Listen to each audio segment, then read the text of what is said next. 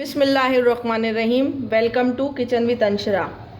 आज मेरे किचन में शब बारात स्पेशल हलवा बन रहा है, क्योंकि शब बारात में हलवे ही बनाए जाते हैं तो मुख्तलिफ वैरायटी होती है।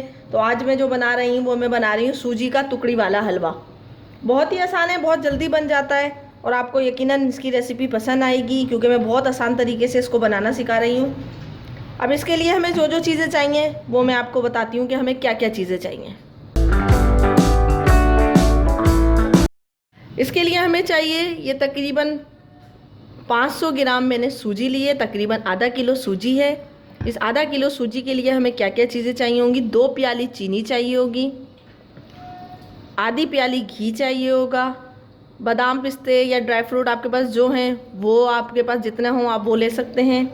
आधी प्याली मैंने इसमें पिसा हुआ खोपरा लिया है, और मैंने हरी इलायची की बजाय काली इलायची, बड़ी वाली जो इलायची होती है वो मैंने ली है और उसको इस तरीके से पीस लिया है। उसके बीजों को, उसके छिलके अलग कर दिए हैं, उसके बीज पीस लिए हैं। और ये चीनी का जो शीरा बनेगा इसमें तकरीबन हम 1 प्याली पानी डालेंगे। अब मैं दिखाती हूँ कि इसको किस तरीके से बनाएंगे और किस तरीके से हम इसको टुकड़ियों वाला हलवा बनाएंगे। आइए देखते हैं। ये पैन लिया है, इसमें ये चीनी डालेंगे। 2 प्याली हम इसमें चीनी डालेंगे और इसमें तकरीबन 1 प्याली हम इसमें पानी डालेंगे। और ये हम अपना शीरा जो है बनने के लिए रखेंगे। इस शीरे को जो है हम गाढ़ा बनाएंगे, पानी वाला लिक्विडी नहीं बनाएंगे। इतना बनाएंगे कि तकरीबन इसमें 1 तार होना चाहिए, और इसको हम स्लो आंच पे पकने के लिए छोड़ देंगे। जब तक ये हमारा जो शीरा है वो बन रहा है, जब तक हम जो है सूजी का काम करते हैं। इसको हम बिल्कुल स्लो आंच पे छोड़ देंगे, इतनी आंच पे छोड़ देंगे कि ये जले नहीं। ये देखें, हम इस तरीके की आंच पे छोड़ देंगे इसको, और इसको पकने के लिए बिल्कुल इस आंच पे छोड़ देंगे। उसके बाद हम सूजी का प्रोसेस करते हैं। हमने सूजी डाली है और इसी कढ़ाई में हमने जो ये आधी प्याली घी लिया था, ये आधी प्याली घी जो है हम आधा डालेंगे, मतलब आधी प्याली से भी हम आधा डालेंगे, और इसको भूनेंगे। इतना भूनेंगे कि सूजी जो है अच्छी खुशबू आने लगे सूजी में, और सूजी का कलर चेंज ना हो, बस अच्छी खुशबू आने लगे सूजी में। क्योंकि कलर चेंज हो जाएगा तो फिर हमारा जो टुकड़ियों वाला हलवा बनेगा उसका भी कलर चेंज हो जाएगा। हम सिर्फ इसको भूनेंगे और दरमियानी आंच पे भूनेंगे, बहुत तेज़ आंच पे नहीं भूनेंगे, दरमियानी आंच पे भूनेंगे। तकरीबन इसको हम भूनेंगे 10 से 15 मिनट। जितनी स्लो आंच होगी उतनी अच्छी हमारी सूजी भून जाएगी, और उतनी अच्छी हमारी जो है सूजी, जब हम टिकिया टुकड़ियों वाला हलवा बनाएंगे तो सूजी का जायका बहुत अच्छा आएगा। सूजी को अगर हम कलर चेंज कर देंगे तो सूजी का कलर भी चेंज हो जाएगा और जायका भी चेंज हो जाएगा। हमें सूजी का कलर चेंज नहीं करना है, सूजी को हमने वाइट ही रखना है, और इसको से तकरीबन हम 15 मिनट तक भूनते रहेंगे स्लो आंच पे, क्योंकि स्लो आंच पे बहुत अच्छा ये भुन जाएगा और जलेगा भी नहीं।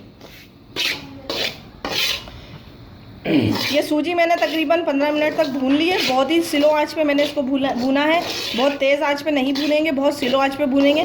अब मैं इसको निकाल दूंगी और एक प्याले में डाल दूंगी, और फिर आपको दिखाती हूँ कि हमारा शीरा जो है कहाँ तक पहुँचा। सूजी को मैंने बाउल में निकाल लिया है भून के। अब इसमें ये बड़ी इलायची डाल देंगे और ये पिसा हुआ खोपरा डाल देंगे, ताकि ये दोनों चीज़ें अच्छी तरीके से इसमें मिक्स हो जाएँ। और जब हम इसका टुकड़ियों वाला हलवा बनाएं तो ये जो इलायची का जायका है और पिसे हुए खोपरे का जायका है, ये हर सूजी की टुकड़ियों वाले हलवे में आए। हलवे में हर जगह, अगर आप किसी भी जगह से टुकड़ियों वाला हलवा खाएं तो उसमें ये दोनों जायके आने चाहिए। इस तरीके से हम इसको मिक्स कर लेंगे, और मिक्स करके इसको एक तरफ रख देते हैं जब तक हमारा शीरा जो है अभी बन रहा है। शीरा जैसे ही बनेगा वैसे ही हम इसका दूसरा प्रोसेस करेंगे। और मैंने जो है वो ले ली है, थाली ले ली है, उसको मैंने घी से ग्रीस कर लिया है।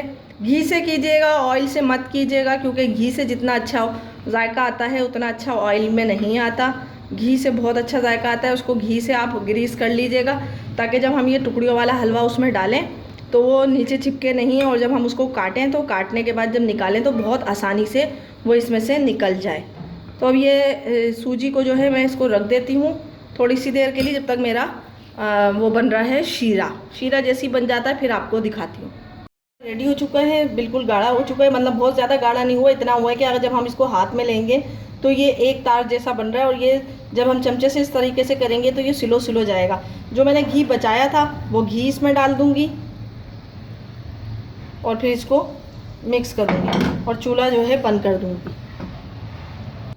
और ये जो सूजी में मैंने पिसा खोपरा और बड़ी इलायची का पाउडर मिक्स किया था, वो मैंने सूजी वापसी इसमें डाल दी कढ़ाई में।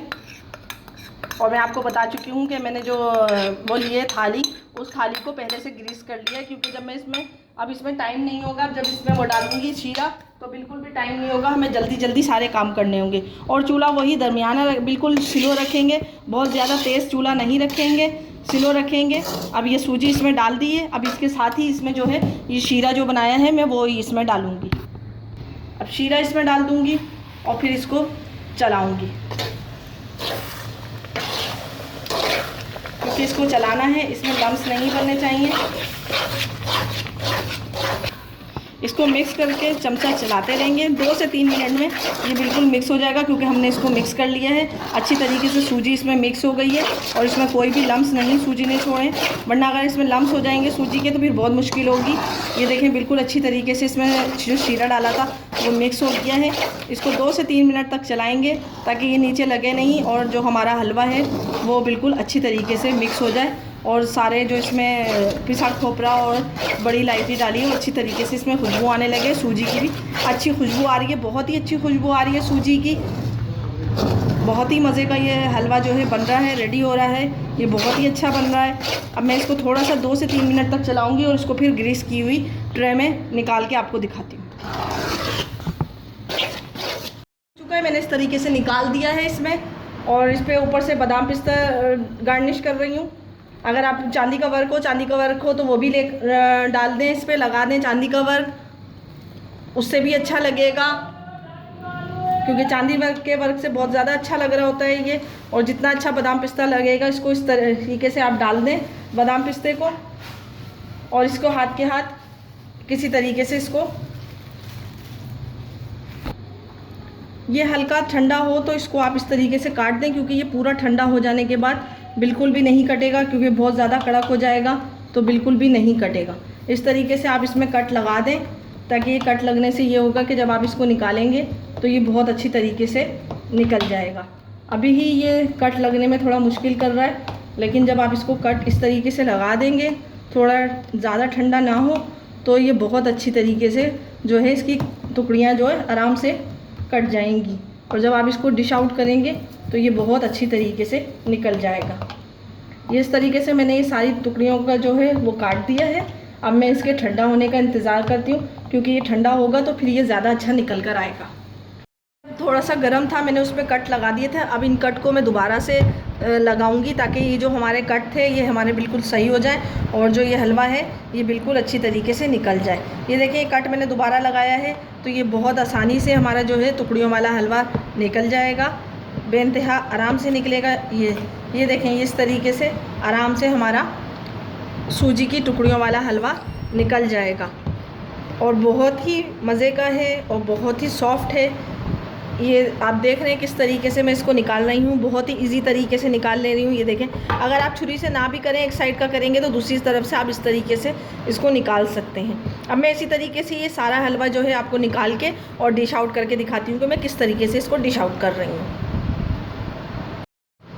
सूजी का टुकड़ी वाला हलवा मेरा बिल्कुल रेडी है, बहुत ही अच्छा बना है, बहुत ही मज़े का है, और इसको आप आराम से तोड़ भी सकते हैं। बहुत ही मज़े का और अच्छा बना है। ये देखें, ये इस तरीके का है, इसको अगर हम तोड़ेंगे तो ये बिल्कुल आसानी से ये आराम से टूट जा रहा है, और ये बहुत ज़्यादा सख्त नहीं बना है, बहुत ही सॉफ्ट बना है, और खाने में भी बहुत ही मज़े का है। यकीनन आपको मेरी आज की रेसिपी पसंद आई होगी, क्योंकि बहुत ही ईजी और आसान तरीके से मैंने आपको सूजी का टुकड़ियों वाला हलवा बनाना सिखाया है। अगर आपको मेरी आज की रेसिपी पसंद आई हो तो आज के दिन मुझे ज़रूर दुआओं में याद रखें, अपने बुज़ुर्गों का बहुत ख्याल रखें, और अगर आप मेरे चैनल पर नए हैं तो मेरे चैनल को सब्सक्राइब ज़रूर कीजिए, शेयर कीजिए, और आप मुझे कमेंट्स करके बताइए कि आपको मेरी रेसिपियाँ कैसी लग रही हैं, और आपको क्या क्या चीज़ें और रेसिपियों में चाहिए।